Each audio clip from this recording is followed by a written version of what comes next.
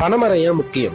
வெயில் காலம் வந்தா நொங்கு வேணும், குளிர்காலம் வந்தா கல்லு வேணும், குடிக்கிறதுக்கு நிலத்தடி நீர் வேணும், சுகரை குறைக்க பனங்கிழங்கு மாவு வேணும், சூட்டை தணிக்க பதனி வேணும், சுவையா திங்கிறதுக்கு பனவெல்லம் கருப்பட்டி வேணும், குழந்தைங்க பாலுக்கு பனச்சக்கரை வேணும், பசுமையா வாழறதுக்கு பல மரங்கள் வேணும். இது எல்லாம் வேணும். ஆனா இது எல்லாத்துக்கும் ஒரு காரணமா இருக்கிற பனைமரம் வேணும். 10 பனைமரம் ஒரு கிணற வத்த விடாது. மொத்த பனைமரம் ஒரு ஊரையே வத்த விடாது. பனையால மனுஷனுக்கு மட்டும் ஒரு வீடு, ஆனா பனைமரம் தான் பல உயிர்களுக்கு பெருவீடு. பனைமரத்துல பறவைங்க கூடு கட்டும். கட்டின பறவைங்க பல விதைய காடா மாத்தி காட்டும். கருவேல மரமும் காடா கிடக்குது, ஆனா பனைமரமும் ஒத்தையில தவிக்குது. வாரி வாரி எடுக்கிற மண்ணெல்லாம் பணம் வேறால புடிச்சதுன்றத மறந்துட்டோம் நம்மெல்லாம். இன்னைக்கு காசு கட்டி வாங்குற ஏசி காத்து அன்னைக்கு பனைமரத்தோட ஓசி காத்து தான் ஏசி காத்து. சுனாமியை தடுக்கிறதும் பனைமரம் தான், சூறாவளியை தடுக்கிறதும் பனைமரம் தான். பனைமரத்தோட வளர்ச்சியை வச்சுதான் ஒரு ஊரோட வளத்தையே கணிப்பாங்க.